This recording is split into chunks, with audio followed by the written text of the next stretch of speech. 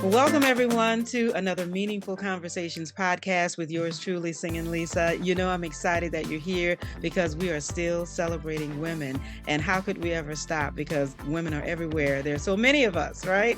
And we're excited because you see another beautiful woman before you. She's got so many gifts and talents that we want to definitely share and highlight what you will be blessed to hear and learn today. And so before you, I have Kristie F. Gauthreaux, and she is a transformative force. I love that. She's the author of 6 books. She's the speaker and book publisher. With degrees in fine arts and education, she intertwines creativity with expertise. She's certified in trauma care and ministry. Kristie guides healing journeys. Her own triumphs over identity struggles and mental health challenges fuel her advocacy to resilience.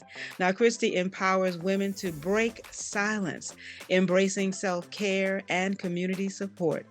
Through bold advocacy and compassionate guidance, she inspires authenticity.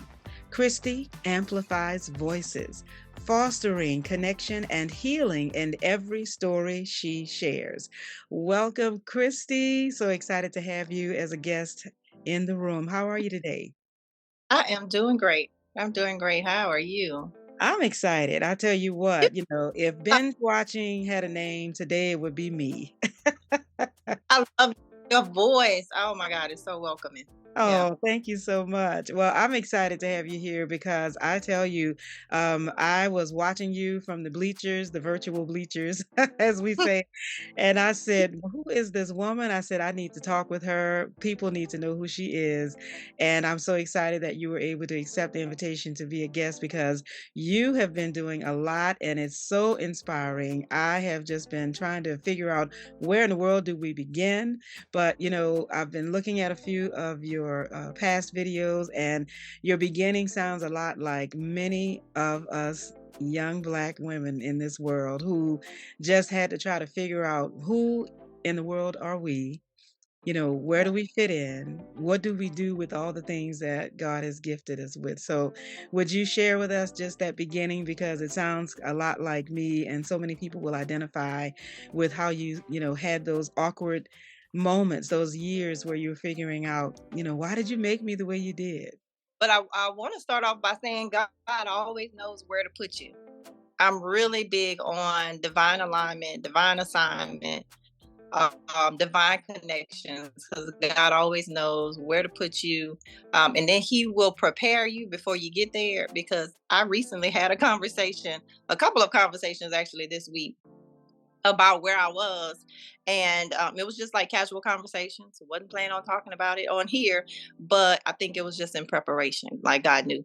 But one of the conversations I was having was understanding where we're supposed to be in life, but not knowing how all of our experiences tie into that, right? And so people just kind of walk around with this, what is my purpose? Why am I here? And then they think they can tie it into like, oh, what are my passions, or what if my mama tell me to do, or what is it I like doing, or what's gonna make me the most money. We kind of, have this pool of things that we can pull from.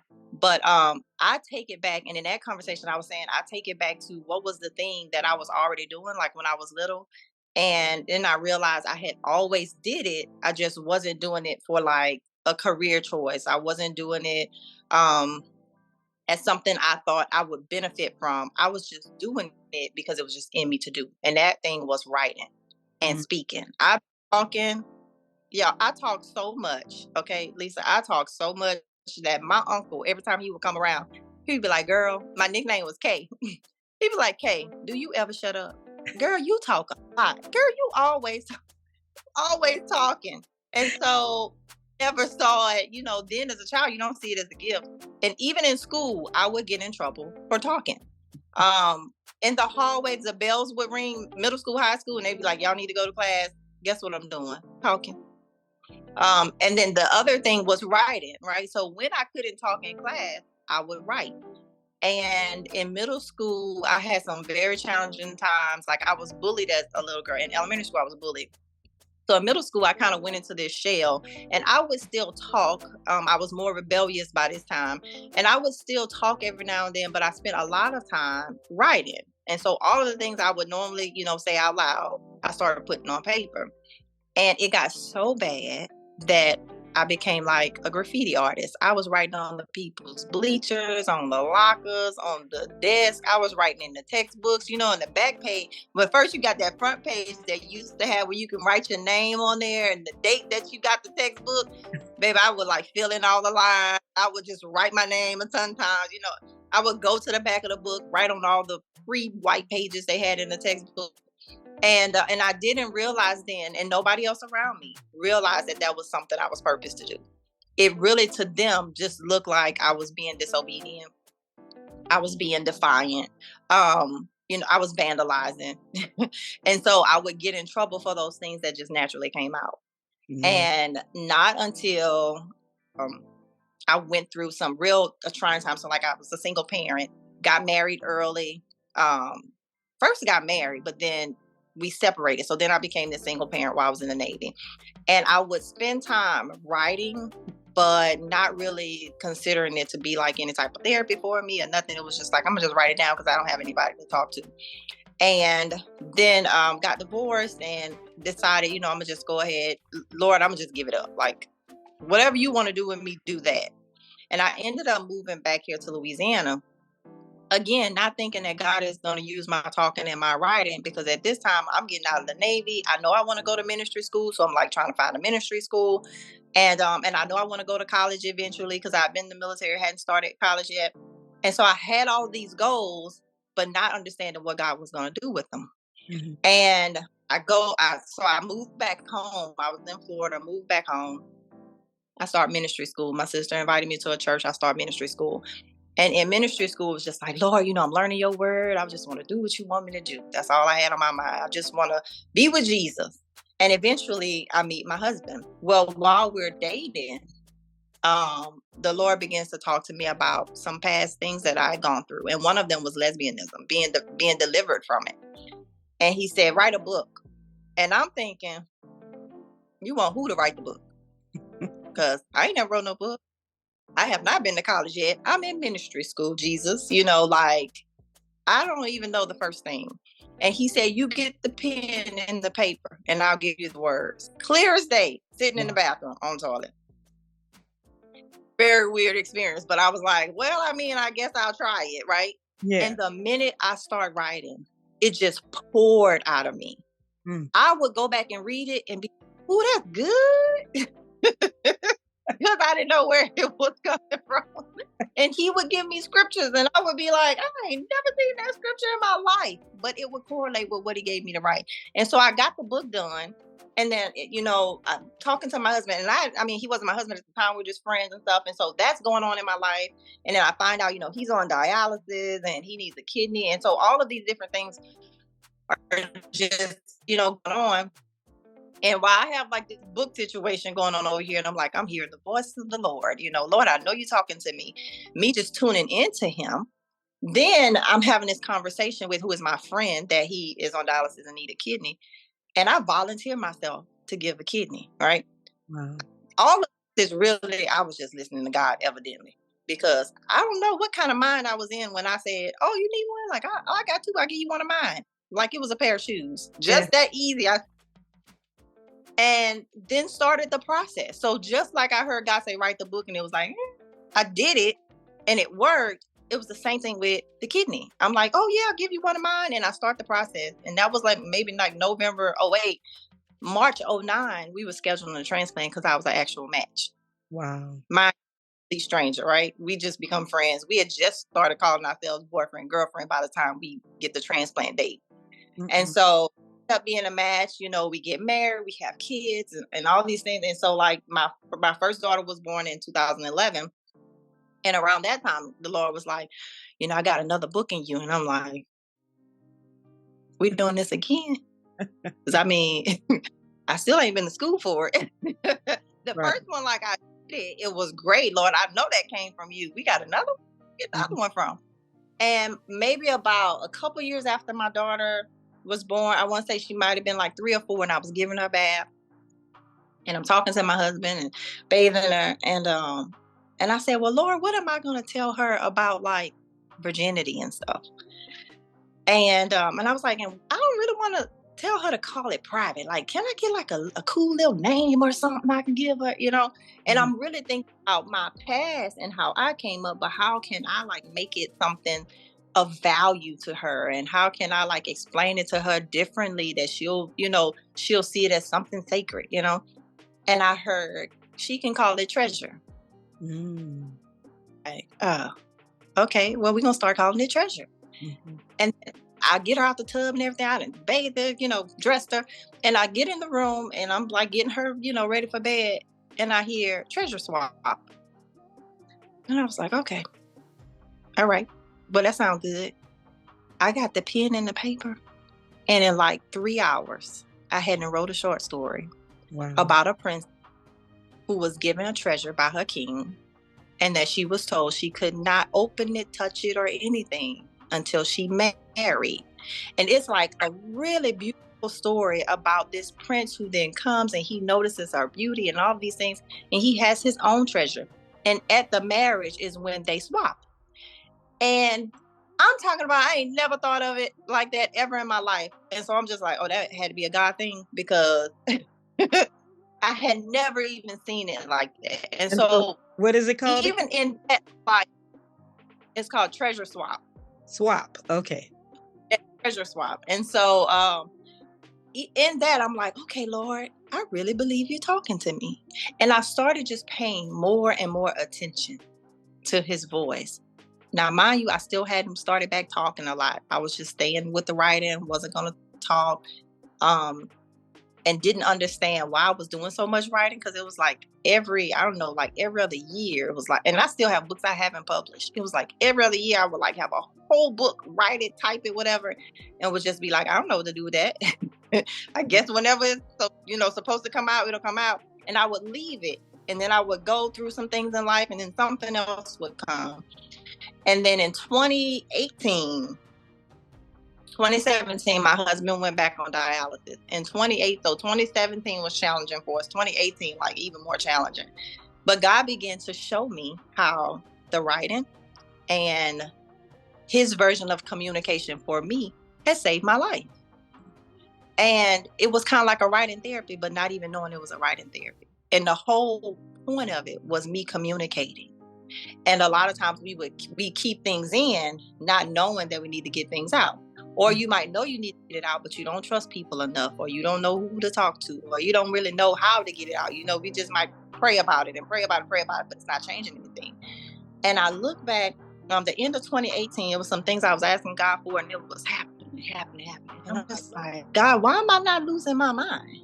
Like, how am I still able to hear you clearly, go on, receive the blessing, see the elevation, and on the other end look like I'm losing? My husband's sick, we're homeless pretty much. I mean, like, how am I not losing my mind?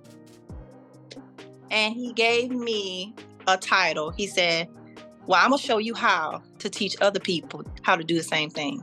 And he typed, and now when I say the title, because my Christian people, they be like on the edge, huh? They're raising eyebrows. They be on the edge. Put that in a book. How to tell your story without business. Wait, say it again. Say it again. Put that in a book. Yeah, I love it. I want you to say it, because I was trying to figure out now how will I say that? The best part I could do was shh.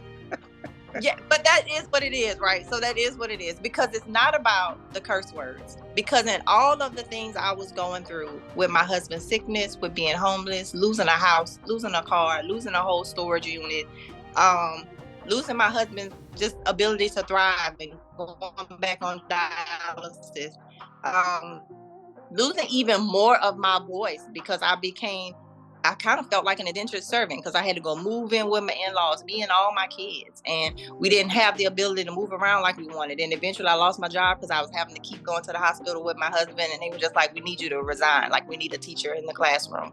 Because by this time I'm teaching. Okay. And they were like, nobody here permanently. We're just going to have to ask you to resign. And so all of the loss I was keeping to myself. Wasn't telling anybody. But I would write through it. And so I wasn't losing my mind.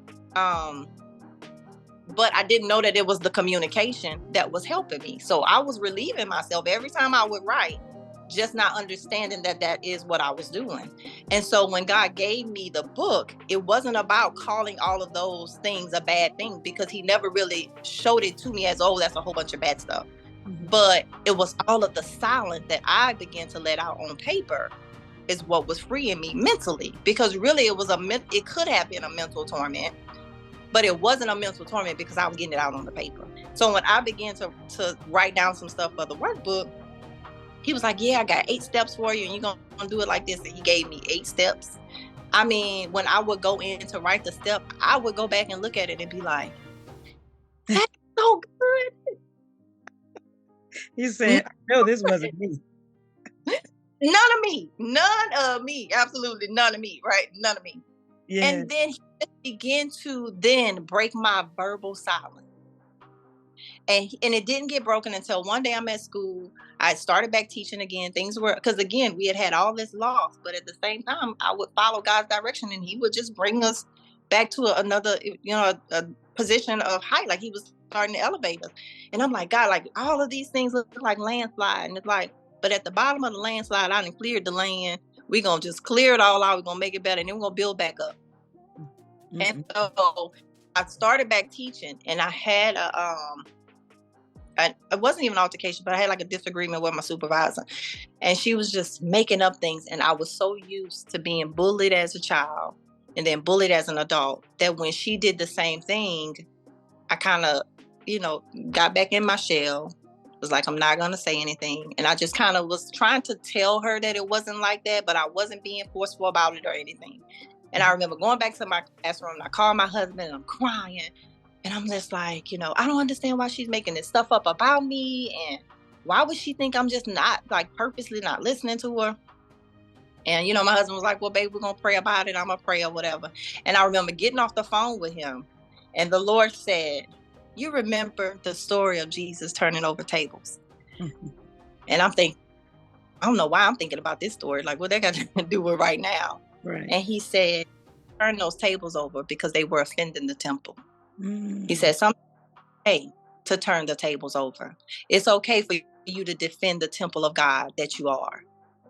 And it was like something just rose up in me, and my mouth like broke open.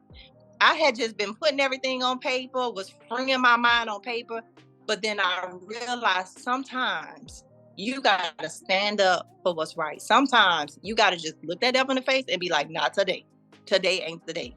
In a way that God gives you, like using the text and knowing the right time and the right words, but understand that you can defend yourself. Jesus turned the tables over. Like, I don't know if it was the right time for him, but boo, you turned the tables over.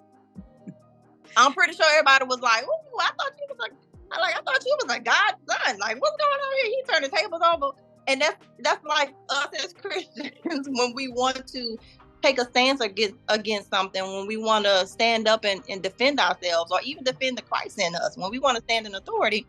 Some people are just like, because they don't feel like you said it the right way or you presented it the right way, it's like, oh, I thought you was a Christian. Mm-hmm. And that's kind of what I had taken on all my life. My mama taught me walk in love, always show God's love, walk in peace, keep your mouth quiet. You ain't always got to say nothing. Mm-hmm. And that is complete silence, not realizing I was allowing people to constantly offend. And mentally I would put it down. And so I would be free and able to keep going and still able to hear God. Mm-hmm. But I wasn't different. After that, I started defending, and God was like, all right, you done broke the silence on the papers. Now we're going to break the silence out loud.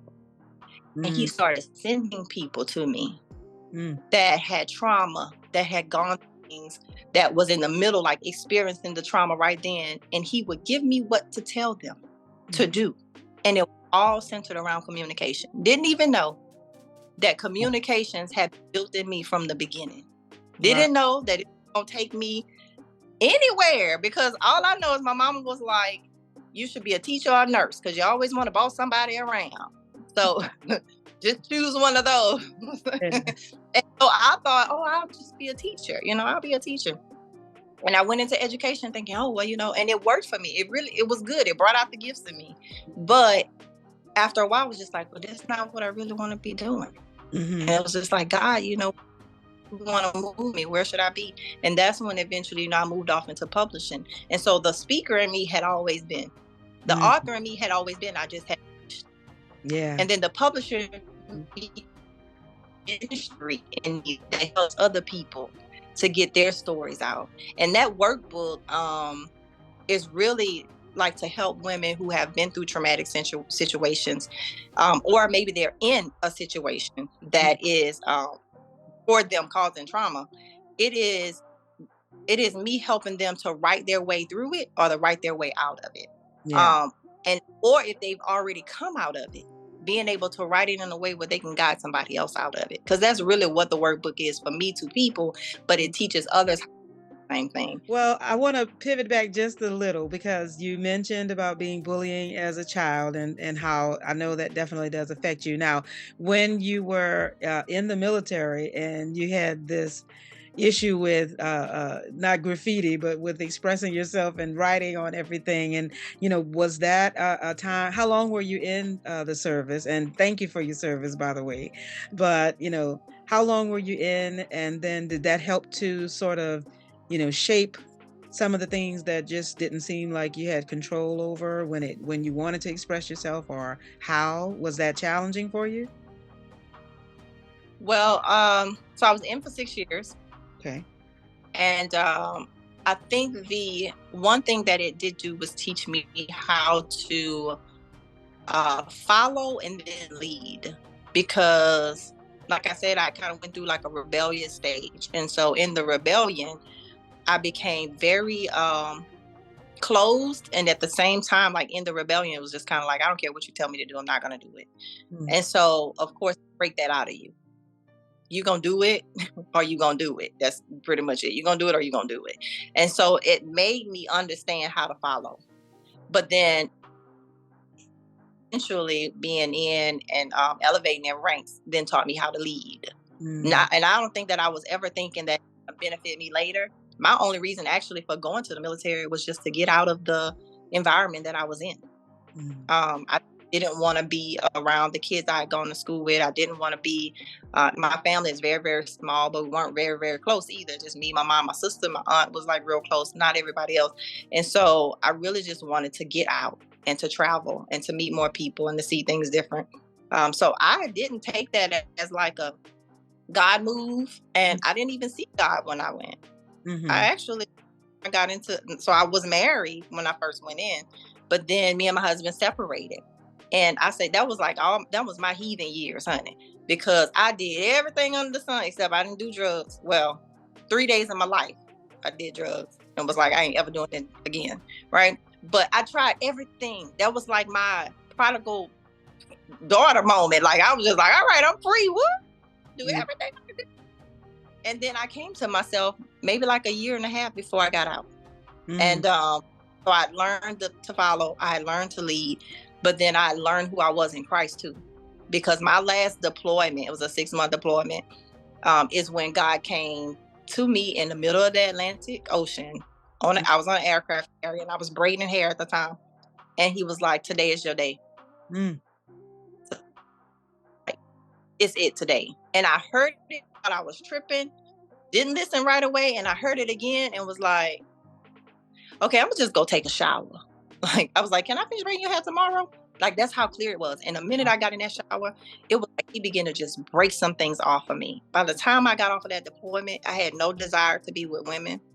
I started like getting in my Bible. The Lord sent me some people to invite me to church. I mean, it was a 360 in like a year's time.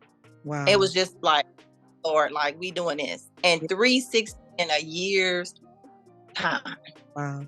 And when did you recognize that part, that interest in women? Was that something that started, that you identified in the military, or where was it in your life? I think it started in elementary school, because so what I like to tell people is you might be exposed to one thing that is sexually immoral, right? And then it opens the door for other things. And so at 5, I was sexually abused. And then at 9, I was sexually abused again. But I wasn't telling anybody. I didn't want to get anybody in trouble. Um, and so I just, it wasn't ever in, I don't want to say anything because I'm scared. It was just, I don't want to get nobody in trouble. That was it. And so I'm not going to say anything. And I never even felt bad towards the people. Like, I never even felt like, I can't believe they did that to me, and never even had those feelings. It was just, I'm not going to tell nobody because I don't want to get them. And so I think what that did, and because I was silenced, because nobody around me was able to see that all of the talking should have been cultivated, because I may have communicated eventually. You know, if I felt maybe more, I guess, open and comfortable, if I wasn't worried about being able to turn some tables over, then I probably would have stood up for myself and say, you know, this happened, or I felt like this when the other person came around, or something. But I said nothing. And I think it opened a spiritual gate. It opened a door that by the time puberty was coming out, it was just kind of like, I'll try anything. I don't even think in my mind I thought one way or the other. And my mom was an evangelist at the time. So it's not that I know that it was wrong. She never said it was wrong. Nobody around me actually was even talking about lesbianism or homosexuality. That wasn't even, a thing. You might see 1 or 2 people that maybe could look like that, but it wasn't like, it wasn't as prominent as it is right now. And so it was never a conversation. Even when I started to have my interest in boys, like the boys and the girls things it was just the same. Like, to me, it wasn't like this one is worse than the other. It was just kind of like, I'm just dibbling and dabbling in all. But I think it was because at a young age that door was open, and my mind didn't know, wasn't taught better. And so where I knew it was sin, I didn't separate the sin. So and I believe that is why when God came to deliver me, I didn't see it as a separate sin. I saw it as him just delivering me from all of it, which is why the book is called God Can Deliver You, because sometimes people think, oh, they just born that way. Well, yeah, it started early for me, but I never thought I was born like this. Just when I got older, I thought, oh, he just got in there real early. And so I tried it real early.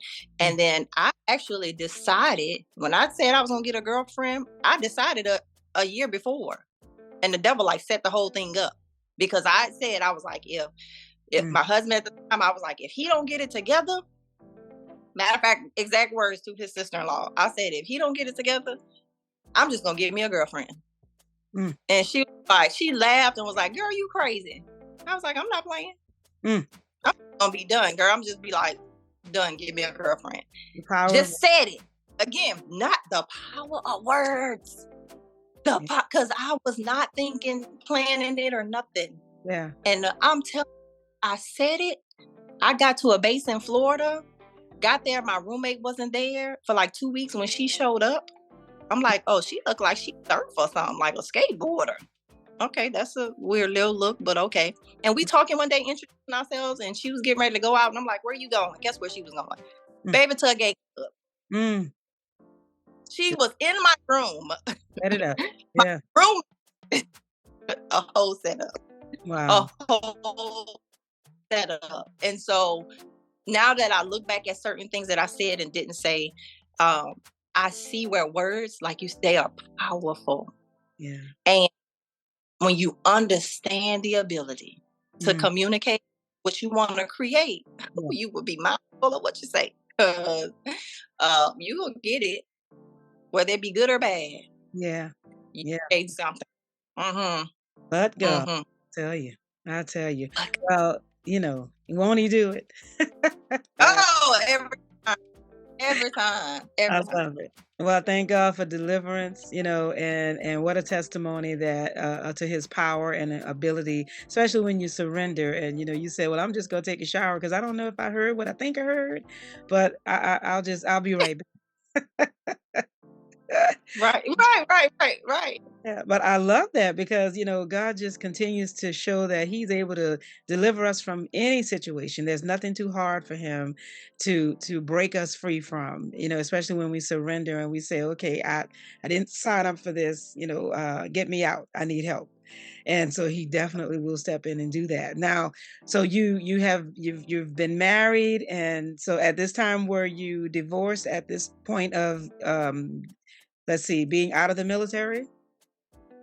So yeah, so by the time I got out of the military, I was divorced. And then had a short relationship right after the divorce that I thought right before I moved back home, before I heard God say move back home, that I thought was gonna be my second marriage. But then when I heard God say move back home, some things transpired between us that was God letting me know this is not it. He can't go with you. And so I ended up moving back home. And that's when, I joined the church and I started the ministry school. And I'm really thinking that's the whole reason why God brought me back home was because I had been desiring to be closer to him and I wanted to go to a ministry school. And I get to the ministry school and I'm learning, I'm growing. I'm like, yes, God, this is where you want me to be. You so faithful, Lord. Like you honor my desires. Like praise the Lord. And I meet my father-in-law, who at the time, wasn't my father-in-law. He's just one of the instructors. And he kept asking me about his son. Now, mind you, he asked me about his son. I'm at church for Jesus. So every time he would ask me about his son, I'm like, I don't want to know about your son. Like I kind of kept blowing it off. And then 7-8 months down the road, he calls my phone and he's like, "Oh, we want to know if you're dating someone because my son wants your phone number." And I'm like, "They do that? Like people find your phone number? Oh, you like didn't know this was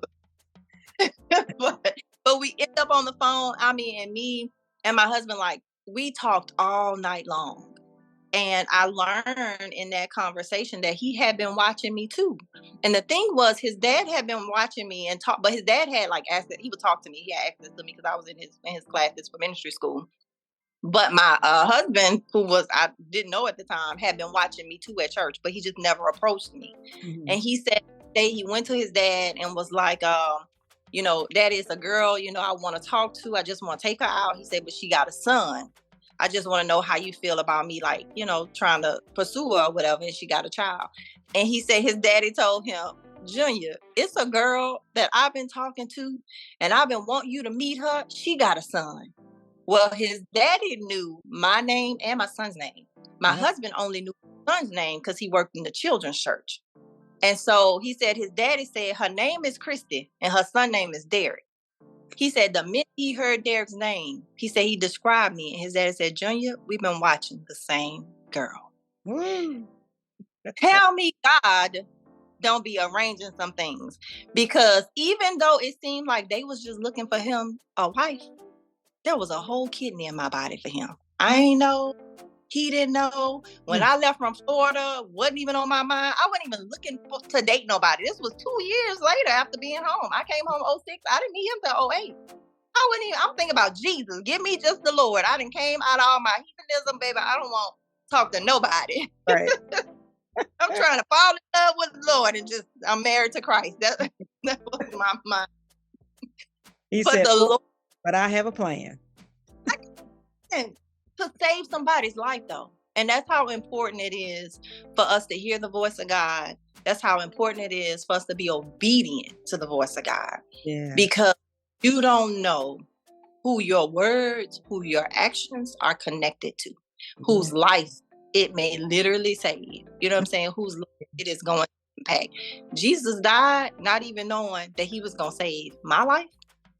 I mean, he knew it, but I couldn't have known because I wasn't here. But he died knowing he's going to save my life, my children's life because of it, my husband's life because of it. Like, he knew all of it was coming and did it in that. He just was like, "Okay, I'm going to be obedient." Yeah. Not knowing exactly is connected, but Lord, not my will, your will. Yeah. Let this cup pass. And then he was like, "You know what? Okay, don't worry about what I just said."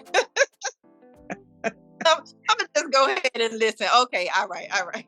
And that's how we are sometimes. We might question right then and be like, I mean, is that really you, Lord? I don't really know.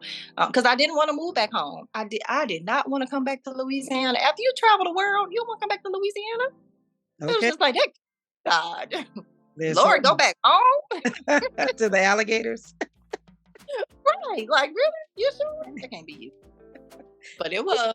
It's amazing that you say that because he will do things just like that. And I think, the reason added on to all the things you said, we leave a place just like many of our ancestors in the Bible. They left a place to come back to a place, but they didn't come back the same. You left, one way, but you came back with experience. You came back with a story. You came back through trials and tests with a testimony. So you came back different. But coming back was so that you now had something to give to the people that would be waiting for you to receive. And that's what's just amazing about God. It wasn't wasted time. It wasn't just, I left and I decided, well, I'll just come back home. Oh, no, he had a plan from the beginning for you to travel the way you did, the path that you did, so that you could come back and share with those who would be, what does he say? He who hath an ear, let him hear. For those that would be willing to listen and receive what you say to benefit from it. Now, here we have lives that have been birthed out of your experience, out of your body, out of you being the helpmeet. So, yeah, he was waiting on the other half. Wait, he had it all in the hand. I like to say, God always in your business. Yeah. He in your business. And thank It's God. just, are you letting him be in the business? Because he want to be in the business. He's just Right. like, but I mean, I ain't gonna intrude, but I'll intrude. And he's the perfect gentleman, won't intrude, will not push his way in. You have to open your heart and let him in. And I'm so glad you did. So now with you having, gotten to this point, you then you're learning, you're in ministry and you're writing. You've now written what, 2 books at this point? That point. Yep. I'm Yeah. 2%. So No, you actually, Mhm. I was one because I finished it. We started dating 08. I finished it 09. So I Okay. just come out of ministry. And then the next one came, I had my daughter at 11. So the next one came maybe like around 13, about 13, 14. Okay. And I mean, even from that, like they just kept coming. Yeah. They just kept. Yep. A lot of words, a lot to say. Well, what I love is that out of these books, you definitely start to identify that not only do you have something to say that is coming out in this manner, which is helping you to, purge all the things that you've experienced and really to share with others that they can be set free. But then you start to realize, well, if I have a story and maybe there's somebody else like me who really wants to say something or who has a story to tell, but they don't quite know how to do it, because you got a couple of things that we want to touch on. We want to touch on organ donation, because I know because of what you've done, that's very strong, and you're an advocate for that. But then as you continue to write and give these books, you're now telling other people, listen, I tried to run away, but let me tell you why you shouldn't. And why Yeah. you should surrender and say the things that you have to say. So let me ask you this question as we pivot to this. Does everybody have a book inside of them? I wouldn't say a book, but Okay. everybody. And so where it may not be a book, it could be a blog. Where it may not be a blog, it could be a podcast. If it's not a podcast, it's a painting. If it's not a painting, it's a building. If it's not a building, it's clothing. I believe that God uses creativity in many forms. And he uses the nurturing ability that he's given us in many forms, because maybe you're a veterinarian. Maybe you care for animals. Maybe maybe you're in agriculture and you're tending the land. Maybe you're in microbiology and you're, learning about different organisms and helping people create hand sanitizer.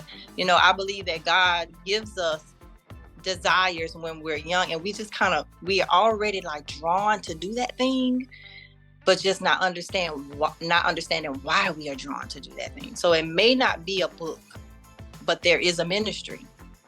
And I liken it to the talents that that I'm gonna call him the supervisor, gave to his people. And it's like, okay, I'm gonna give you some work to do, I'm gonna give you some work to do, and I'm gonna give you some work to do. And yeah, everybody's load may be a little different, look a little different, maybe a little heavier than others.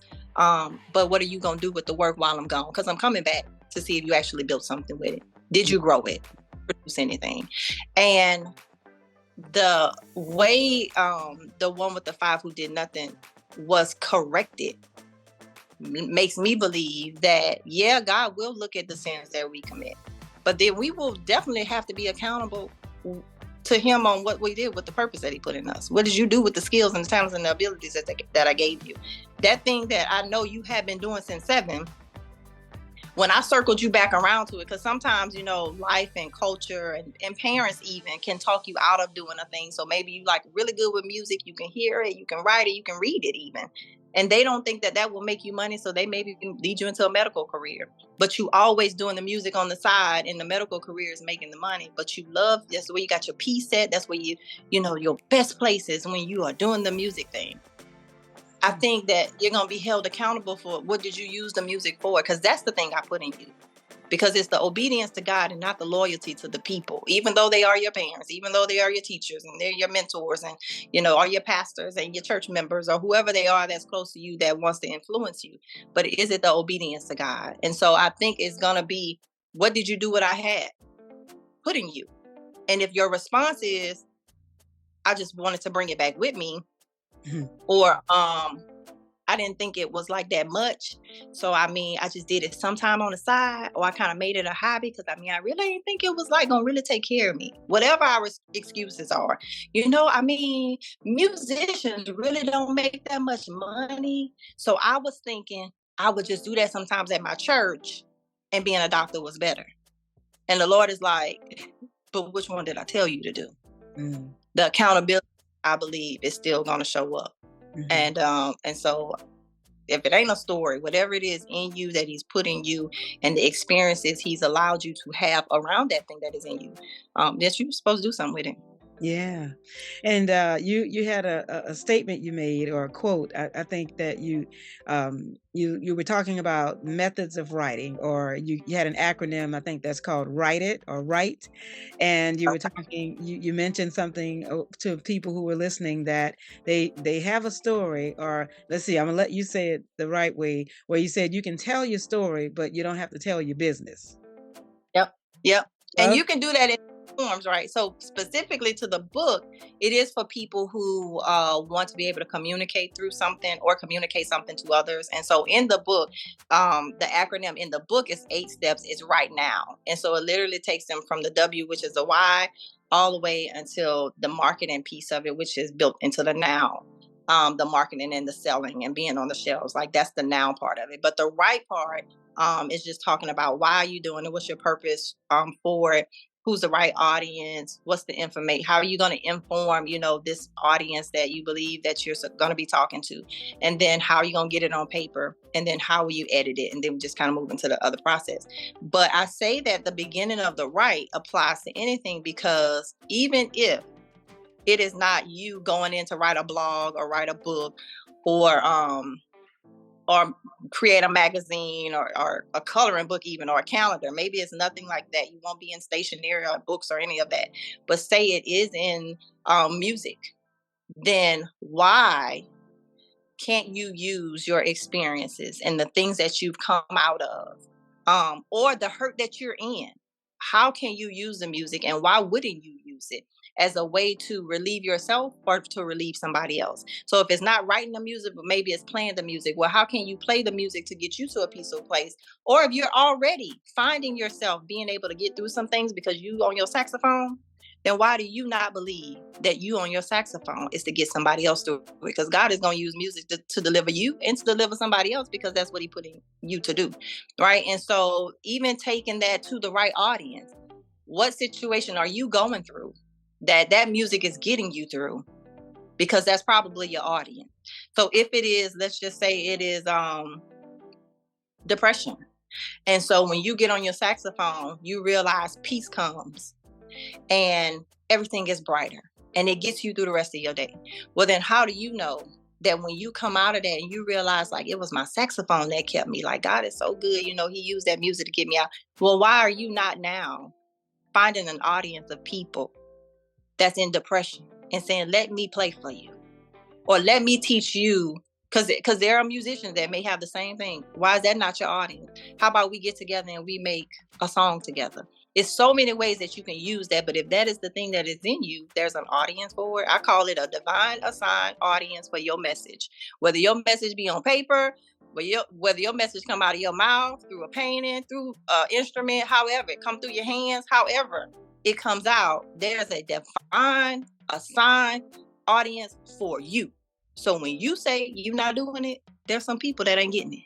There's some people that ain't got their deliverance because they waiting on you. And so that method, so I put it in the book for writers. It applies just across the board to whatever it is God put in you to do. Yeah. Well, you also are inspired by somebody who inspires me, and I'm sure many thousands, if not millions of people, and that is Les Brown. I saw his name somewhere in your bio, and I said, wait a minute. Now, you know, that was somebody, is somebody, thank God, who is still just so motivating and inspirational. So when did you encounter Les Brown? And, you know, give me all the tea. Let me about those words, honey. It's the word, it's in the word, it's in the word. It's in the word. You got to keep trying, God. Okay. You can only trust God to the extent that you know him. I got that from a Pastor Hagen book. You can only trust God to the extent that you know him. And I known how he speaks to me. Like, I was like convinced that when I hear something that sounds like something that I want to do, that I know is kind of like, it's a little far out, I would be like, yeah, I'm gonna still try it. Because I think I know the voice of God. Like, I know how you do wild things. So when I say or think something wild, that's because you want to do it, right? And so I started watching him in 2017, 2018, whenever it got real rough. And at the time I had lost my job and I started doing credit repair with a friend of mine. And she was like a new friend, had just become my friend, my best friend now. And Les Brown was like one of the motivational speakers that they would tell us, you know, to watch or whatever, because we were doing network marketing. And they have all these people, you know, they want you to listen to. And so once you start listening to a couple of speakers, you just kind of venture into, you know, which one works for you. And he was one, him, Miles Monroe, and Lisa Nichols. I was running back to back. And one day I was like, I sure would like to like be in a room with Les Brown one day. Like, it would be awesome if I can like go and see him. Right? I said the same thing about Lisa Nichols. Had even planned to go to a conference of hers, didn't go. Said it about Miles Monroe, but he wasn't living. And I said about Les Brown, but I was just like, Lord, you know, I want to go. Well, 2019, I got invited to a conference by Dr. Cindy Trim. That's who was running the conference. But just my best friend and some friends of hers from church in Mississippi was like, you know, they want to take like a group of women and go to this Dr. Trim conference. I don't even know who she is, but it's a trip to Atlanta. So I'm like, all right, I'm going. I've been through all this in 2017, 2018, honey. I'm just trying to get out and live a little bit. Let's go to the conference. So we get in the conference the first day, and you know, they're doing all of the introductions and everything, and they give you, you know, the itinerary, and I'm looking at the paper, and I was like, I know that don't say Les Brown on here. Do that say Les Brown on this paper? And I looked over at my friend, girl, do that say Les Brown on this paper? And she was like, yeah, why? Now, she wasn't that familiar with him. Like, she knew him, you know, but she wasn't like listening to him like I was listening to him. Nobody knew that I had said I wanted to be in the room but me and God. I was like, if Les Brown is here, I know it's the Lord. Baby, he was the keynote speaker. I was just like, oh my God. If God put me in this room, we about to turn it up a notch. We turning it all the way up a notch. So by the end of the conference, I'm like so hyped. My faith is on like 1,000, honey. I'm like, ooh, I got in the room. I was like, you know what, Lord? I want to get on a phone call. Like, I want to be like mentored by him. Like, I don't even know how. Maybe he just gonna offer like coaching or something. I don't even know. Just figure out how I can get there. Said it. That was 2019. Not even like, you know, not just said it. Whatever. The end of 2020, they had started doing the audio. It was a new app that came out. What is that app called? But it's like radio, but it's all audible, right? And you can like get on platforms, and people can be in the audience. Mm-hmm. Everybody was getting on it. And I mean, like celebrities, and I mean, you just go on there, you create this platform, and people can show up, but it's all audible. So, what is that called? You know what that's called? Yeah, did that happen through the pandemic? No, before the pandemic. It came, yes, right before the pandemic. Okay. Yes. Yeah, I know. Right. It's this big deal, and so I get on there, and I'm like, ooh. Okay, I'm about to start using it. So I'm in there. I'm in all kinds of rooms. I'm going in all the rooms. I'm listening to people. I mean, they got celebrities in there talking and everything. And that was like the end of that year. So the beginning of that year, me and my husband would take an anniversary vacation every year, and we're pulling up at the Airbnb. Now, we said we was going to be on vacation. I'm not even supposed to be on the app, okay? I had said I wasn't going to use the app. I had said I wasn't going to use the app because at this time I am binging the app, okay? I'm trying to be in everybody's room. And he was like, you said you weren't going to use it. I'm like, all right, when I get out the car, I'm going to get off. Well, so we pull up at the Airbnb. Right before I get off the car, I see Les Brown is in one of the rooms. And I'm like, I can't get off. I can't get off right now. Okay, like give me a few minutes. I'm going to get off in a few minutes. So I'm in the room and I'm listening to him, and it's him and his son talking. And them saying that he's going to start a coaching group. And if you want to get in this coaching group, you're going to go to this link and you're going to click on this link and sign up for the group. But baby, by the time I hadn't got in the Airbnb, I was looking for my debit card. Because I'm about to sign up. It is hundreds of people in this room listening to them talk. Yeah. But let me tell you, I went to sign up, and I really was just like, it's probably going to be hundreds of people on this coaching call with him because of how many people was in that room. And so I'm knowing when we get on this coaching call, it's going to be a whole bunch of people. Ain't no way he going to be able to remember all our faces, right? It ain't going to be that intimate. Baby, that first coaching call, there were 20 people in the room. He knew everybody's name. He knew our faces. Wow. We were able to talk to him. I was like, when I tell you, like, God, you blowing my mind. Yeah. But baby, it got better. Because then the son was like, and the group had started to grow after a while. And the son said, well, Dad wants to get on calls with y'all. And he wants you to go over some of the things that we've been talking about.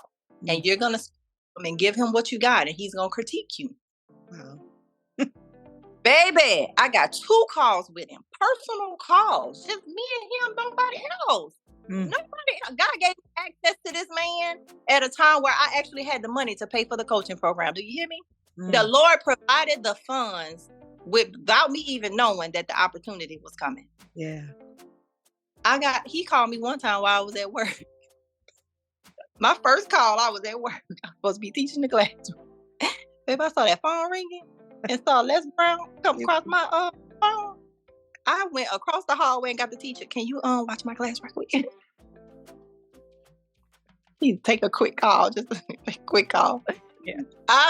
You watched them, and they were already just working, so it wasn't like I was in the middle of teaching. But she watched that class, baby. I took that call because it was a Zoom call, and we sat, talked, and we went back and forth over what they had given us to do. That was my first call, and then my next one, I was able to take it home. It may have been like a couple weeks later, but when I tell you, it grew my faith. It really now I am fully persuaded. I don't care what nobody say. If I tell you that I got it from God, you better believe I got it from God. I did not make that up.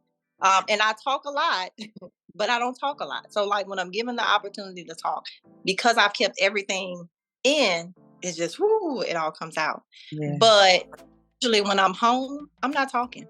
I rarely use my phone unless somebody call me. If they don't call me, they know I'm not calling them. I don't make conversations. I don't just go and start calling people. Even if I'm standing in a room of people, if it's networking, I'll talk business and I'll talk professional things. But standing around having regular conversation, I don't do, because I'm very intentional about hearing. I'm very intentional about, even when I hear something, is it me thinking it? Or is it really God talking to me right now? And is it something I should say? Is it something I should pursue? Should I move in that direction? But that's only because I've seen him move so many times. It's just like, I don't want to miss him. I cannot waste my time talking to you about bananas, baby, when God probably trying to talk to me about setting somebody free over here. I don't want to talk about the bananas. The Lord trying to heal somebody over here, baby. Talk to somebody else about the bananas. Well, let me ask you, so at this point, you're very sure now that this is your path, because now it's been solidified by the one and only Les Brown. I know that. So Yeah. do you at this point have a process that you follow, since you've talked to him and you solidified a few more methods and patterns that you follow? So when you are hearing from God, or when you're getting ready to just write, do you have a pattern or a process now that you follow? So the writing process I still follow, the one that God gave me. But when it comes to speaking, one thing that Les mentors, and he says that often, that you ought to be able to use your story. You ought to be able to tell your story. And so that was a part of me I hadn't embraced before being mentored by him, because I was used to telling the triumphs and even the triumphs, right, through the story, and not telling my business. But because God broke that silence before I got in that speaking program, I was able to then, like, okay, I can tell my story. And so now I'm able, and even before, if somebody would ask me my testimony, I wasn't like scared to give my testimony or anything. I just wouldn't lead with my testimony. And so now I understand that when I go to speak, it is me asking God, like, what part of my life is tied to this? So if I have to go in a room and speak, where do I start off with me first, so that I can connect with the people? Because I need them to know that I'm not here to speak at you. I'm not here to just inform you, but I'm here to tell you this is what I've been through. And if I can come through it, baby, if I can be transformed, I promise you, you can too. Yeah. There is definitely information for you, and so it is, he just taught us to use your story, and let your story be what connects you to the people. And then once you make that connection, then it is tying in things that you learn from somebody else. Maybe it is a quote, maybe it is something somebody said to you personally, but tying in even other people who are involved, and then tying in other methods that were involved. And then once you get it's kind of like once you get a collaborative out your mouth to the people, then now they've seen you were delivered or transformed. They saw somebody else that helped you along the way, or that encouraged you. And then they saw whatever methods you use. And so it gets them to thinking, what methods can they use? And then it's like, this is the result. And this result ain't just for me, but your result is tied to somebody else too. And so then it makes them start thinking outside of themselves, because that's the whole point too. He motivates you to get up off your butt and do what it is you're supposed to do, because there's greatness in you, like he say all the time. But that greatness is connected to somebody else. And so when I take what he taught and I take what he said, and I don't say there's greatness in you, but God will give me my words to let people know there's something that needs to rise up in you. You need to understand you're a spirit first and you have authority. And so if you start to speak from that place of authority, and you start to use what God put in you already, it's already downloaded, and you start to use that, baby, you will transform your life and all the people connected to you. And you'll start to be more obedient too, because then you realize it ain't just about you. Like, stop thinking everything about you. It's not. It's not. It wasn't who you for you. No. Why everything keep happening to me? Baby, it's not even about you. Yeah. It happened to you, somebody else. Now, get out of it. Get your processes out of it. Get your lessons out of it. Get your methods, your steps out of it. Get all that you can get from it, from those experiences. Now, set it up. Ask God to help you set it up so that it's for somebody else. Transform, so that, just like on the movies Transformers, when they became the Transformers and out of the cars, they were there to defend we're going to say the earth, right? And to fight against these forces that were coming against the earth. But at the same time, and it was benefiting the people on the earth, at the same time, though, they lowered themselves into cars just to drive people around. So transforming really is your ability to stand big in the spirit that you are, to use your weapons of warfare that aren't carnal, right? Like to really use your spiritual weapons and to pray some things away and to speak some things away and to call healing for people or whatever it is.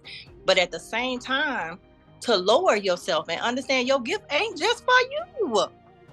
It ain't just for you. It's not just for you to be fighting the devil off. It ain't just for you to be praying for you and your kids. It is for you to be driving somebody around. It's for you to be One of my posts I put a couple of years ago, it was like, are y'all out here serving purpose? Because if you look at your serving purpose to other people, you'll be more concerned about what you're putting on the plate to give them. And not serving purpose like, are you living your purpose? And you just not out here being idle. Not like that. No, are you serving? If you had to imagine it on a plate, are you serving the purpose that was putting you on this platter? Are you putting it on the plate and saying, hey, who can I help? You need some? You need some? You need some? You need some? Or you just got a plate at your house and you just serving it to your kids. Or you ain't kids and you just eating from the plate yourself. You're supposed to serve purpose. That plate should be out. How can I help you? How can I help you? How can this help you? How can I be of service here? And not just serving a purpose, be something in the world. No, like literally use what you got in you, put it on a platform and let other people be able to partake in it. Because that's what it's. That's good. I love that. I love how you're saying that, we are connected to other people and there's something that is in us that somebody else needs. And so it really is not about us. We're just the car. We're just the ones doing the delivery. We're just providing the service and the vessel that he's using to get that message out to the next person who needs to hear that they can survive some trauma that they've been through or some misfortune or some devastation, or even figuring out how to share even some great things that are happening to them, but that are not just for them. Somebody else needs to benefit from what we are experiencing in life. And I love how you share that with people and provide people with the steps, because you are letting people know in a simple way, in an approachable way, in a doable way, that they do have something special to get out of them, but you're giving step-by-step instruction on how to get that done. And so have you found that with the books that you've written that people have been able to really follow your guides and your workbooks and the things that you provide, and they've been able to get some of those stories out? Can you share maybe one inspirational circumstance that was a victory for someone?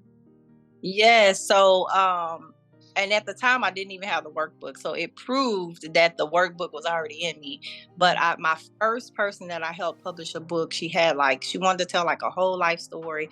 And I don't specialize in autobiographies because I feel like, the autobiography should come after you've just kind of been through a lot, like maybe like toward the end of life, that you have several things to put in there, unless, maybe on your dying bed type of thing. But I usually tell people, use your story as kind of like a guideline and pull some messages from it. And so she was telling me, all these things happened in life. And I was mentoring her for a little while. She was homeless. She had been put in a mental hospital a couple of times. Her mom was schizophrenic. And so her sisters were guardians, but then they weren't really taking care of her and her brother. And she's giving me all of this story. And she said, and I feel like, I should write and I should tell people about it. But she wanted to be detailed. She wanted to like tell everything that happened. Like she wanted to be like autobiography. And I was like, you don't have to write it as an autobiography. You can just put it in like a novel and just tell it as a story, change the characters, change a couple of the settings. Use the same situations or similar situations, but don't put people in the exact places that they were and move it around. So she created characters and scenes and everything. And I mean, I was amazed because that was like my first time telling somebody that. Because again, I didn't have the book at this time, Right. but the giving me to give it to her. Mhm. And then she wrote that book, and then she wrote another book. And then one day she wrote a review. And in her review, she said, I'm so glad that I listened to Kristie and I took her advice, because I've sold over hundreds of books that have touched people's lives. And for me, I'm like, really? Because she wasn't like keeping me updated, like I knew she was writing books, I knew she was selling them, but I was like, hundreds of people, what? Let me look at this page. Like, really? And so it just made me like think, oh, like I did, and I knew I didn't come up with it, but it was the fact that I saw, and it began to set her free right now, because she always battled with thinking she was going to be schizophrenic like her mama, because she had these different mental disorders that she was dealing with and being medicated, for, and having to go to counselors for, and that was her fear. And one day we talked about it, and she was just like, the writing really helps me. And it helps me not just to tell my story, but like it makes me feel more confident. And without her saying it, like the way she was explaining to me, I heard that it was making her more sane, because she would have things going on, but then she would find some kind of way to put them into like writing. And it was like organizing her thoughts, right? And so now for me to look back and see now that she's over 30, and her mom started dealing with schizophrenia before 30. And it just later where she couldn't even, get out of the house and function. She had to be medicated and stay in the house with the older sister who would care for her. But for me to see her thriving as a parent, like she have her days and she used her social media. Baby, when she learned to use communication, okay, she started using communication. Because sometimes I have to like tap in, hey, dial it down just a little bit. But that communication set her free in so many ways. And she has children now. She has 2 boys and a girl. She is able to minister to her kids, to help them mentally, to give them the confidence. Like she pours into them stuff that nobody poured into her. She had to go and get it from God. Like God had to teach her some things for her to be able to pour in her kids. Like breaking that generational curse was a big deal, and not even realizing that that's what you're doing, And so me looking back at that, and that was, like I said, just the first person, but then just having conversations with multiple people that I've talked to, and them just saying, well, you know what? I'm so glad we had that conversation about that book, because girl, I did it in this way. And another one is she didn't go through the workbook, but she called me one day and was like, and I'd known her from church, much younger than me. And she said, I've been podcasting and I'm always like giving out good, good information. And I have devotionals I put on there. She said, and she was in college at the time, in grad school. She said, we always have like these little Bible studies. She said, but I really want to start writing. Like, how do I take what I'm already talking about and put it in a book? And I said, well, you can transcribe your podcast, or you can take whatever y'all talk about and we can just start formatting it, to put it in a book. And she said, well, I think I want to do a devotional. Baby, when she started the first one, she right now might have she might be over 8 books. She got more books than me, let's say that. She started, when was COVID? 2020? Yeah. Okay, so COVID was 2020. She started then. She has journals. She has a coloring book. But her job is in like not economic. It's like some real, very niche profession that she went to school for. What she does is she helps people prepare for disasters. And she formed a nonprofit. And in the nonprofit, they go out and they educate people on how to prepare for disasters, giving them all the information they need. She created an app for it, was even asking me about how to write the content for the website. Wow. And she did it right, but then she started creating manuals to give. With the manuals, girl, let me tell you, with the manuals, she created coloring books for children preparing for disasters. And with that, let me tell you, she called me one day and she was like, so I got this good idea. Somebody mentioned it to me. I'm just thinking, what you think about it? She was like, I'm thinking about going into schools with the coloring books, but do you think I should have a mascot?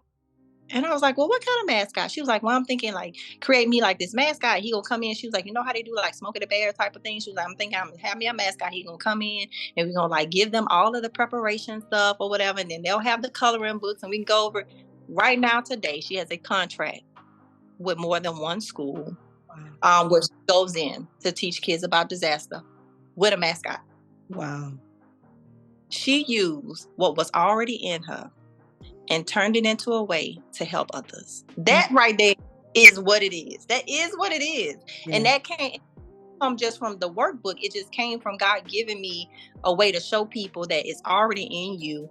It's just God helped me to use it for others. Yeah. And I mean, just seeing that unfold, God be blowing my mind. Okay? He be blowing, like, it don't be none of me. It has nothing to do with me. That is all him. I don't take no credit. Oh my goodness. I love that. That, I'm picturing like a rose that just keeps on producing petal after petal after petal. And so everything you were saying just felt like a rose that just kept blooming, and getting bigger and bigger because more petals kept showing up because more ideas and thoughts kept coming. And so it's just awesome how he plants a seed in you, and it gets watered, and over time it's that harvest that comes from it, and it just keeps producing after its own kind, right?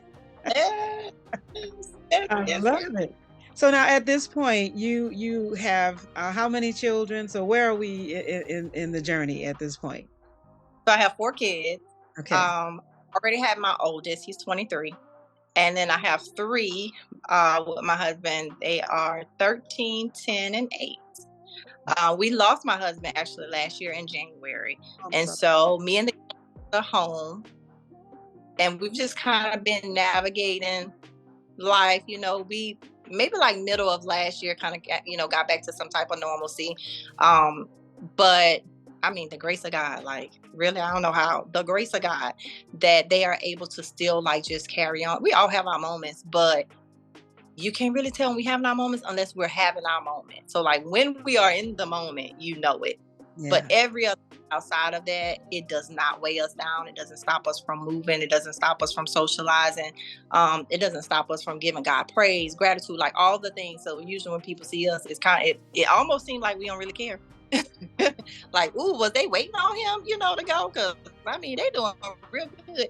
But it's not that. It really is God's grace. And it really is that when he say he will give you peace that surpasses all understanding, that is real. That's real. And that is really just understanding, like back to understanding that there are experiences, there are even people that you will experience and be connected to in life for whatever reason it is, but they may not be there forever.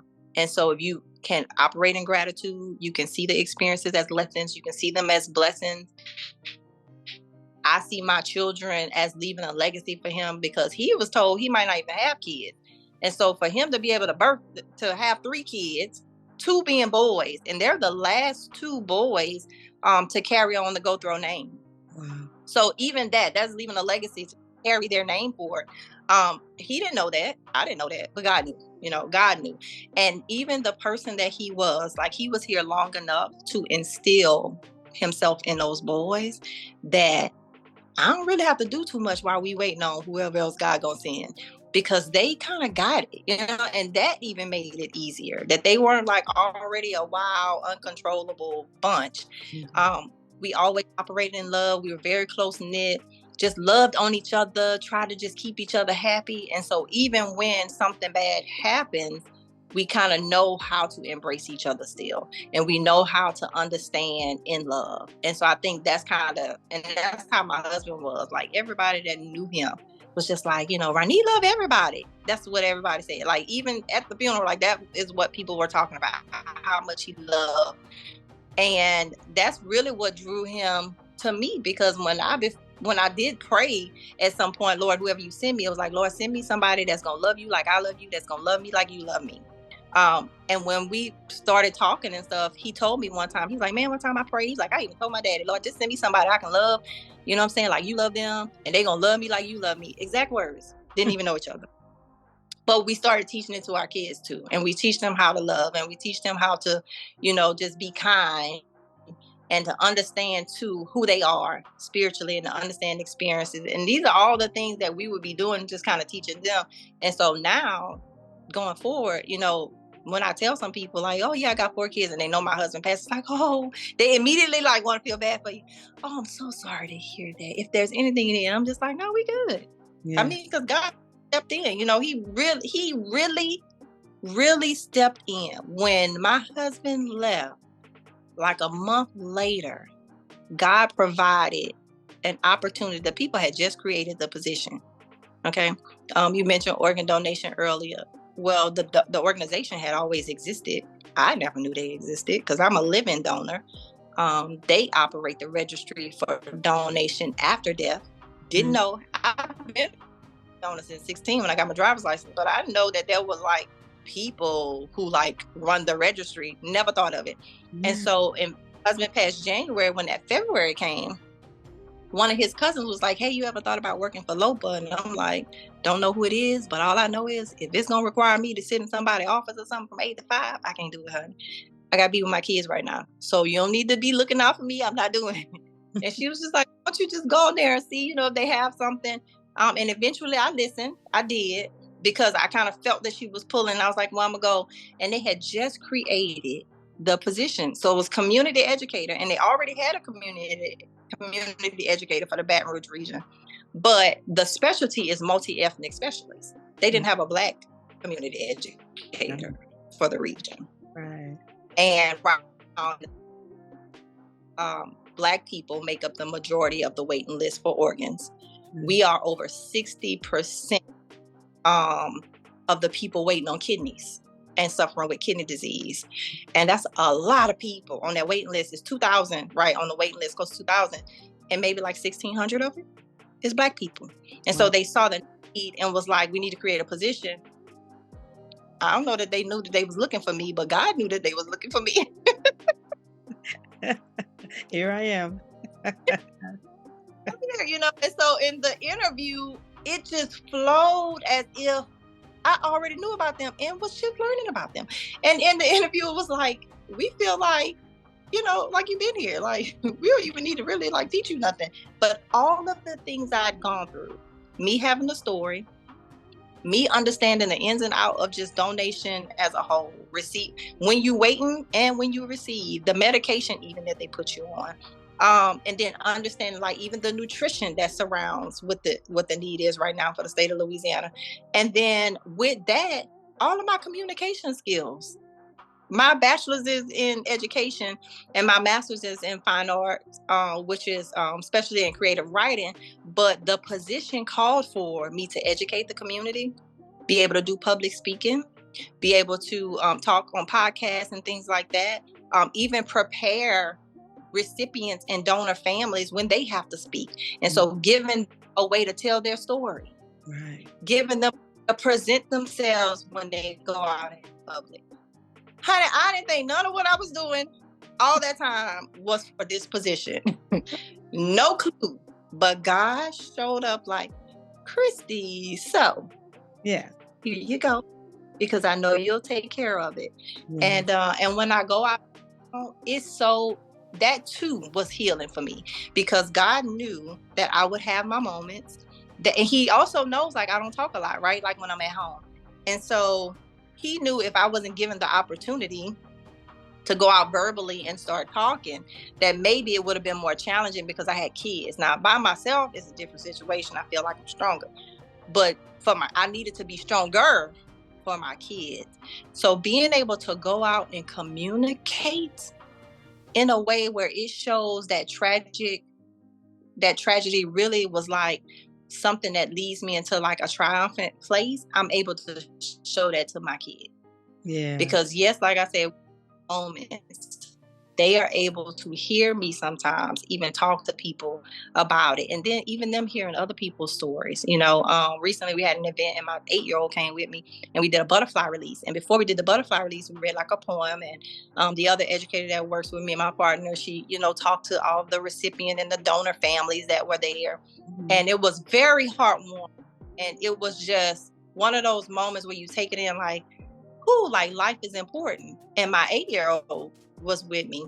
And in that moment, I thought, this will always be with him. My daughter did it with me last year, but my 8-year-old did it with me this year. And I thought, he'll remember this. And he'll understand that there are other people that have gone through tragedies and losses as well of loved ones and people that they were really close to. But to see these people smile and to see these people get through and to see them all come together and to celebrate, that does something for a little child, because he's not just looking at sad faces. You know, he's not just seeing, oh, it was death and the gloom, but he sees that good things can come out of it. Even if it's just butterflies, like butterflies everywhere, you know, and just looking at the beauty of the butterfly. All of those things God designed. Yeah. Oh, I love it. Wow. This you know, it's such a full circle moment just to see where your start as a child, and just, you know, how we all are just this piece of clay that, you know, we don't know what is going to be, what the shape is, what our life is going to look like. And then God is just taking all of those little pieces and shaping it and putting it in place. And then, you know, to just have this moment right now where you are, you know, working for LOPA is such a full circle, because you have a life. that God shaped and created, and then he gave you the opportunity to participate in producing life. And so here again, the exchange, not so much as, a loss in your husband, but to be able to share his story and his life through what you're doing now with other families. And so again, the connection you talked about before, having a connection to other people that will, generate more and more conversations, more and more experiences, and more hope for those people that get to see life continue for their loved one in different ways. And I think, I saw where you said something funny about maybe it was your son who said through organ donation or through this process, he wanted to hold on to his legs. Yeah. What did he say? The organ donor, because I need my legs to walk around heaven. Like, really? Like, well, yeah. I was like, oh, you know what? We'll talk about it later. He said, We'll talk my legs. like, yeah, I need my legs to walk around heaven. I was like, okay, we'll talk about it later. I love that. I love the eyes of a child. The way that they think is just so pure. Yeah. So again, would you share for those that have never heard of LOPA? Now, you were talking about, tell them what it stands for, but is your reach just in a certain part of Louisiana, or does it encompass all of Louisiana? So LOPA is Louisiana's organ procurement agency. So we handle all things organ donation after death for the entire state of Louisiana. I'm a community educator in the Baton Rouge region, and there's another one. Her name is Lori. But we have community educators across the region. So Shreveport, Lafayette, New Orleans, the Covington area. Like they're just kind of Monroe. They're spread across the state so that they can go out and educate. But then that's just part of the organization because we're like the educators in the community, out in the community, giving the information and stuff. But then we have like our own clinical team. We have an OR. We have the people that work the OR. We got the administrators. Like it's so many moving parts to it. Even the special people who actually have to have the conversations with the families when they are on life support, and that person that approaches them to talk to them, which I feel like is probably the toughest job. I mean, like it could be the recovery, the organ recovery specialist. It could be them because they're actually having to, open the body and recover the organs. But if you're not, one that's like freaked out by blood and all that stuff, then, it could be tough. But to have a conversation with a grieving family, in that moment, like that's tough. That's a tough thing. And we hear stories, all the time. Sometimes it's a yes, sometimes it's a no, sometimes it's a really hard no, where you got families like, I said no, and I'm gonna tell you no in some other ways that you get out my face. Yeah. And then we have families that, before we even approach, it is, we knew that was that person's decision. We knew, this is what our son wanted to do. Or when we come to say it's on their driver's license, they already made the decision. Then it is, a lot of times the family saying, well, we're just going to honor their decision. If that's what they wanted to do, then who are we to say that we're not? And so it's the toughest, definitely them. Yeah. Do you find that some families are surprised to learn that their loved one has made that decision because it's on a license? And they're saying, he did what? I have heard. Matter of fact, I heard recently that that there was someone who was on by their driver's license, said that they were, wanted to be an organ donor, and the daughter was like, "Oh, absolutely not. We're not doing that. Yes or no." And then somebody else in the family said, "Well, I mean, she decided. She decided that she wanted to do this." And I want to say they even started saying, like, we don't even know if she was like talked into it. Was she coerced? Like, we don't know what kind of mindset she was in when she did it. Like, they were challenging that decision. So yes, sometimes you get family members that are like, well, I don't care what she said, it's no. I don't care what he got on his license. We said no, but by law, we have to honor the decision. Because when, it's by law. It's like a will. You write up, I don't care if they mad and want to set the lawyer truck on fire. Wow. Baby, you still getting the clothes. I'm sorry she didn't leave you the house. You only get the clothes. In the will, it says you get all the clothes. It is what it is. It is what it So- is. This is a legal binding document. I can't go back. There will. So that decision is really supported by the state of Louisiana, because that's a legal decision, pretty much. Yep. It's a legal decision. Say yes, it's a legal decision. And it's tough for families. It's tough for families because you make a decision without them knowing sometimes. And they hadn't made the decision and they're not for it. And so it's difficult for them to be like, okay, well, yeah, you can go ahead and recover the organs, because they don't themselves want to do it. Right. But it's a legal decision. And, you mentioned early when we first started how quickly you made the decision to just say, sure, you can have one of my kidneys. What do you think is the biggest fear or myth that we, as not only, African-American people, but just people in general, because, we're just like, well, I came with this in my body, I'm leaving with it. So, what is the biggest fear or the myth that you try to dispel as you continue to educate people that they should know? Well, one thing, when I'm talking to them about signing up for the registry, I get a lot of, oh no, I'm not going to sign up. I'm not going to put the heart on my driver's license, because if I get sick or I go to the hospital, it's not going to save my life. And I just hit them with the facts. The EMT are not going to call us. First of all, the EMT is not looking for your driver's license. If they show up to an accident, they're not trying to see if you are a donor. They're not looking for your driver. They're not about to go through the wreckage searching for your driver's license and save your life. That is their job. They don't want to get in trouble for their job, because if at any time they can be checked and see that they did not do something to save your life, they lose their job. So their job is to save your life. And it's the same thing when you make it to the ER. The ER doctors are not trying to see if you're a donor.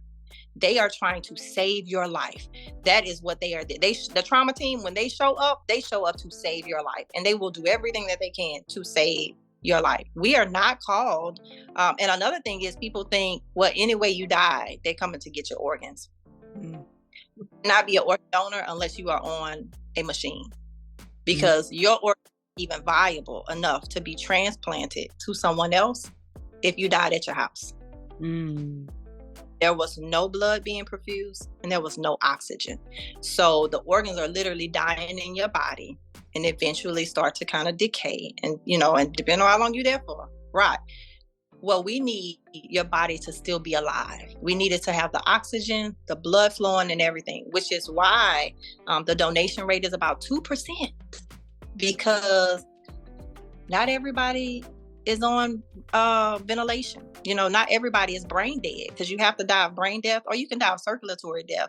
But with both of them, it's a specific way that your body must die in order for us to recover those organs. Now, you could be like a tissue donor, but you can't be an organ donor, because we need those organs to be in a healthy state. And so telling people it's not the medical team. Like, they're going to save you. They're going to do everything that they're supposed to do to save your life before they call us. And you have to die a certain way.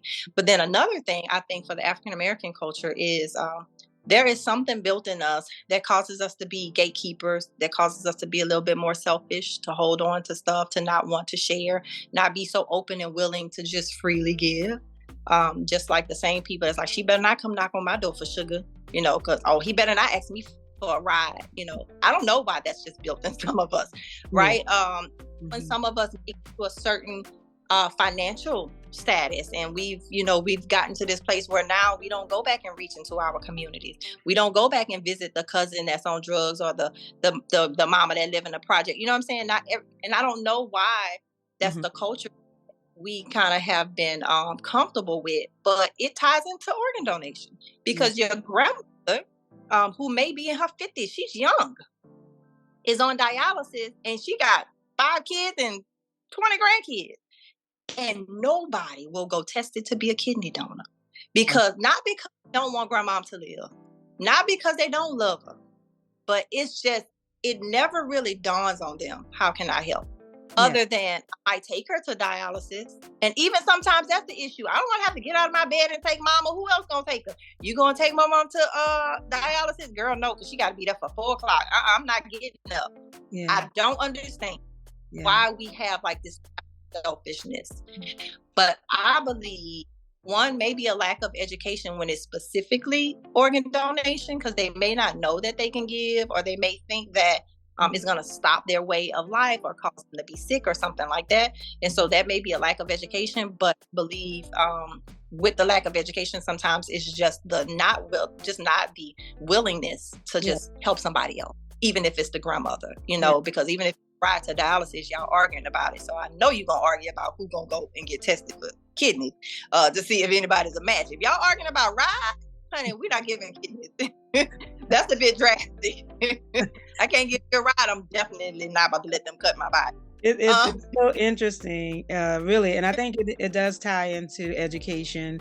It does tie into cultural upbringing. It does tie into, as far back as, some connection to depression, to slavery, to so many areas that our culture has experienced. And so a lot of that does, I'm sure, connect in many, many ways. But it's just interesting how when you had to, teach your daughter early on how to refer to her precious body and how to look at that, it's perception.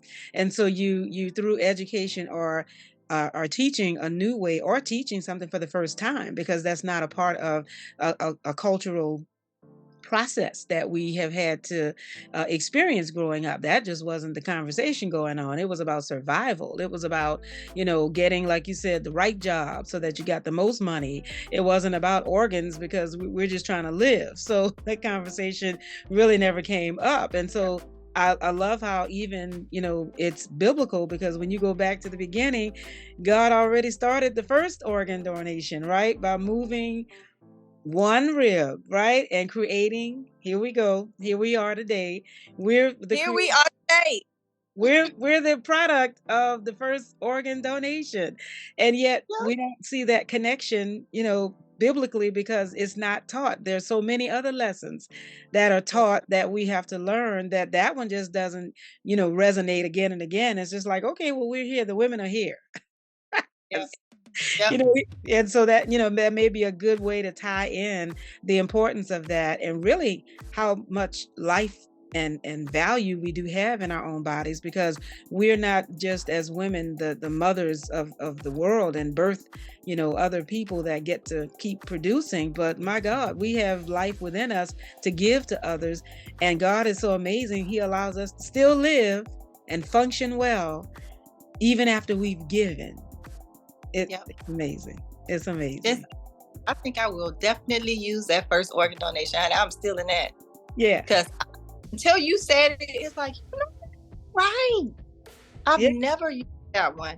Yeah. But that's so true. It's amazing. Oh, that's so good. Yeah. Once again, he's giving us the answer. He's giving it to us. So I do pray that everybody's able to really learn from that and really see the value in it, because we all at some point have known somebody who was on dialysis. And I even mentioned to a few medical persons that I was able to speak to that I was just amazed at the number of kidney locations popping up.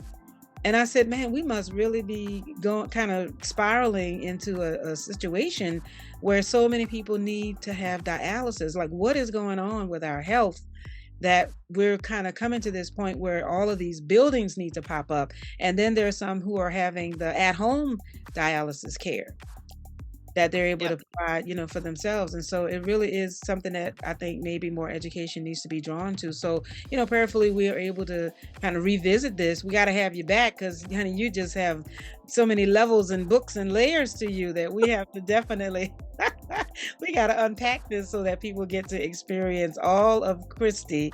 But I do appreciate the time that you've taken to share, your life and your story. And so now you have 6 books that people can access. So how can people reach you, and how can they, acquire and buy your books?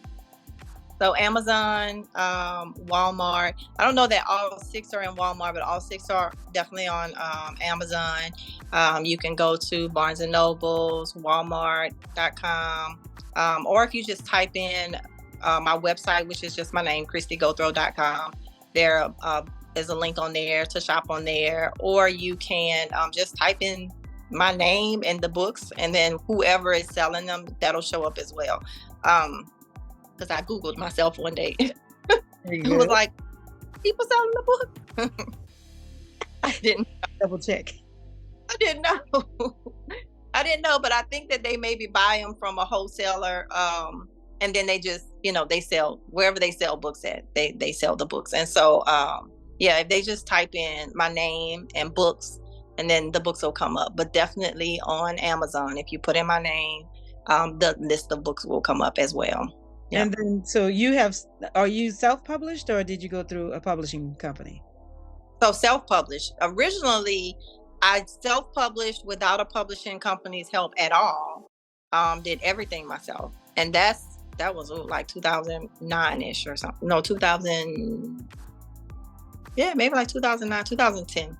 Mm-hmm. But I did it myself and put it on Amazon.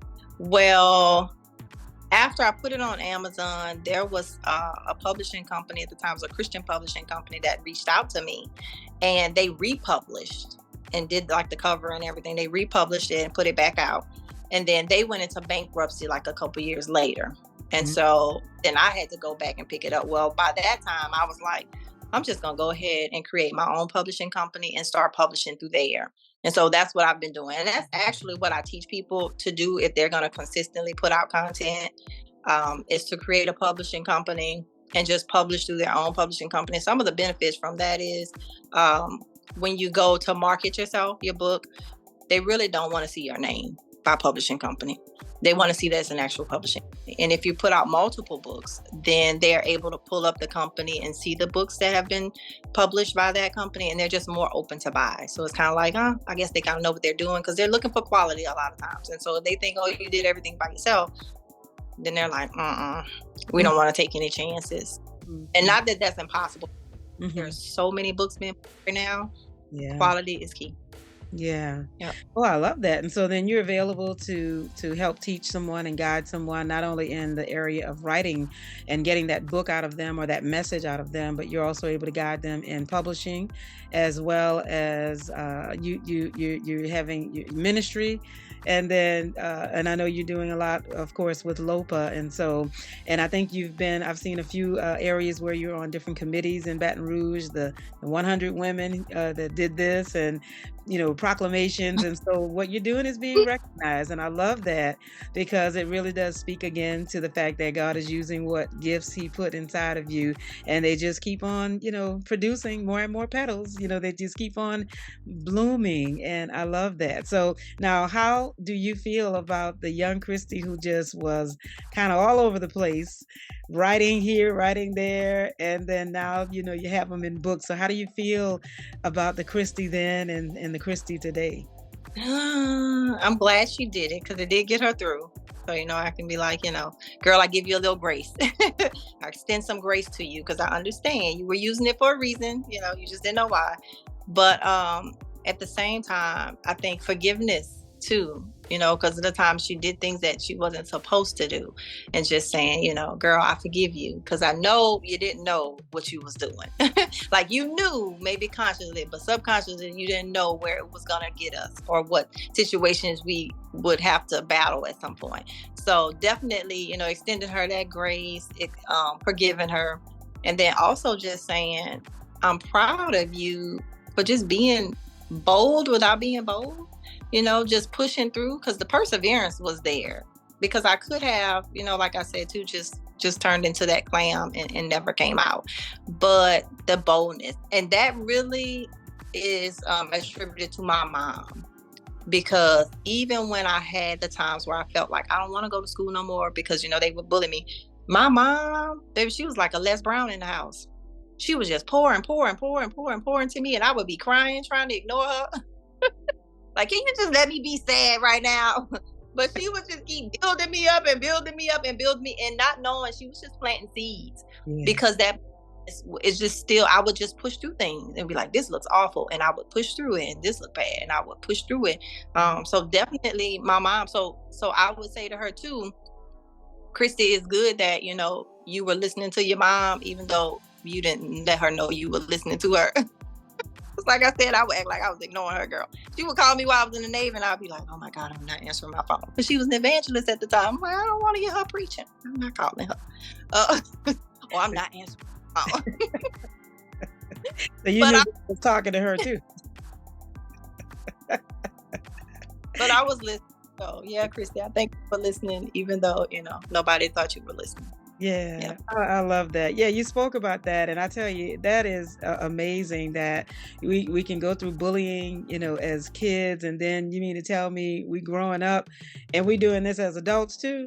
What is that about? Like, So you're not a grown bully. How you a grown bully? Really? They really do have adult books. Look, one of my books is called 10 Ways to Live with What They Hate. And it is very focused on bullying. Because why are you an adult bully? People need love. They need love, Lisa. They need love. something's going on, huh? They, Oh, they, they, they missed something somewhere, and it didn't happen when they grew up. So here we are trying to fix it, years later, right? Wow, that's a whole nother topic. Bullying. Adult bullies. That's just too much. they need love. They Yeah. need love. For deliverance. Well, honey, have we covered it all? Is there anything you want to say final, words to people to inspire them, just to let people know, get that message out? You know what? One of the things I always say is you write for your life, but you especially write for the life of others. And in addition to that, you live for your life, but you live for the life of others. So no matter what experiences you have while life is lifing or while you're living, just understand that it is connected to somebody else. So see yourself coming out of it, because you know somebody else is on the other side with their hand out. So at least come out of it, get everything that you need to strengthen yourself, and just be like, okay, so I came out of it. Now let me go find my sister. Let me go find my brother. Let me go find the little girl. Let me go find the little boy. Let me go find the puppy even, that needs my help, so that then you're able to, like they say, pay it forward, but you're able to make those connections that God really put you here for. Like God put you here to produce and to help others create and to work together and to create a community. The body is a body. Like we all work together. Like everything that God does works together. Like we is the body. All things work together. Like all of that together. We all work together. And so you can't just be like, I'm the fingers and I'm just for fingers. No, we work together, because the fingers ain't moving if the arm ain't there. I mean, you know what I'm saying? It's not even connected. It's the hand. I mean, finger can't do nothing even without the hand. The hand can't do nothing without the arm. Even the wrist bone. Like all of these things need to be in place for even the fingers to move. And so we see that, and we see ourselves as a body. When you're not doing your part, something else not working. When you're not, something else is not working. Love it. Well, you have been a bundle of inspiration today, a bundle of energy, and I don't know when you are not talking, but you took care of it all today, because we had we covered some great topics, and I'm just excited. Look, nothing to be ashamed about, because we want people to know that there is something, and sometimes you need to get it out. You need to be able to share what is going on with you, so that that God can use you. That you're good. You didn't lose it. And he has you here for a reason. So I really, really appreciate you being with us today. And I do look forward to another time when we can, chat again and have another conversation, so we can, connect other people to what their purpose is in life. And so everyone, again, we have been blessed today to talk to Kristie Gauthreaux, and she has dropped some gems to us today, and she is another woman of excellence that we are celebrating. And so we want you to definitely reach out to her and connect to her and share this message, so that someone else can find their purpose and find their words, and let them be a blessing to somebody else. And so this is Singinlisa with Meaningful Conversations. And so until the next conversation, you keep on shining, and don't you ever give up, because you are a person of impact and motivation and empowerment. And so next time, be blessed until then. Talk to you later.